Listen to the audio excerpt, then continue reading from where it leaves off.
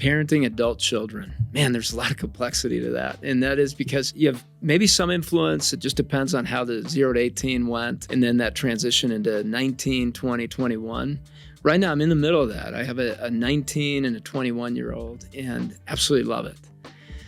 But there's a difference that begins to happen. And in working with families that are empty nesting, the number one concern has been their children's faith. Adult children have said, you know what, the faith that you guys had, it's just not mine anymore. And we're not going to get together. We're not going to talk. There have been disagreements around political topics that have come up in a very big way. There have been adult children that have said, you're not going to see our kids anymore. You're not, and it's out of nowhere. These things create so much anxiety for parents. And especially as you're going into this empty nest phase, you may be hearing all these stories and going, oh my goodness, how do I prepare for something like this in a good way? And I'll tell you, if you have 16, 17-year-olds in your house, it's a great time to have deeper conversations with them around faith, around political issues, just asking them, hey, so what is it that you believe? Tell me more about what it is that you're believing. And having that dialogue, even if you're in disagreement and even if there's a big disagreement there, this is a good time to have them while they're in your house and you're listening and getting to know more about what they're developing in their belief system. And as you ask questions, you can also articulate what it is that you believe. Also looking at the example you're providing them as they're leaving the home. Now, some other practical things you can be talking to your 16, 17-year-old about are budgeting. How do you budget time? How do you budget your money? It's a very practical thing.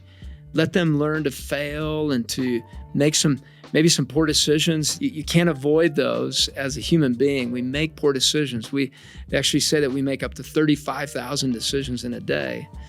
And even more so as we become adults. And so as children go into that adulthood phase, just know they are going to make some poor decisions. And it makes a big difference how you process those with your adult kids.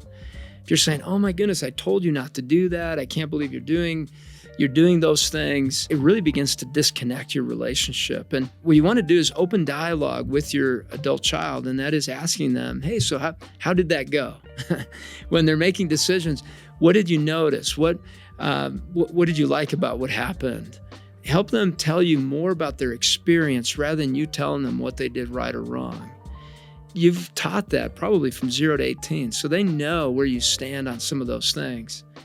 And as you develop that trusting relationship where they feel seen by you as an adult, then they begin to open up into kind of those deeper conversations where they feel like you are respecting the fact that they're making their big adult decisions now. And that can be hard sometimes to just hold back. Just say, hey, okay, you made that big decision. And the more you can affirm the times they make good decisions and you say, I believe in you, the more you'll see that closeness between you and your adult children. One thing that I did with my kids is I told them, when you get into adulthood, I'm really not expecting perfection in you. One of the biggest goals is for you to be a life-giving contributor in other people's lives, to learn how to be a loving individual. You may pursue success. You might make a lot of money. It's okay. I love you either way. I want you to enjoy your time learning.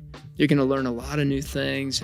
Are you a flexible person that's able to listen to other people and meet them where they're at? That's where your adult children will need you. When they're having children, when they're having a new job that maybe it was the one that you expected, you're adapting to that. You're creating flexibility of mind to be able to meet them there and learn more about them first.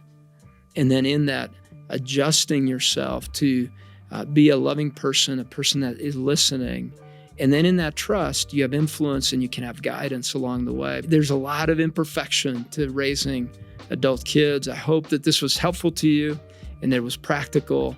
And I look forward to seeing you again soon. If you enjoyed what you heard, make sure you like this video, subscribe to the channel. Make sure you leave some comments. I love to hear from you. I want some questions so we can dialogue back and forth. This is a conversation with you. See you again soon.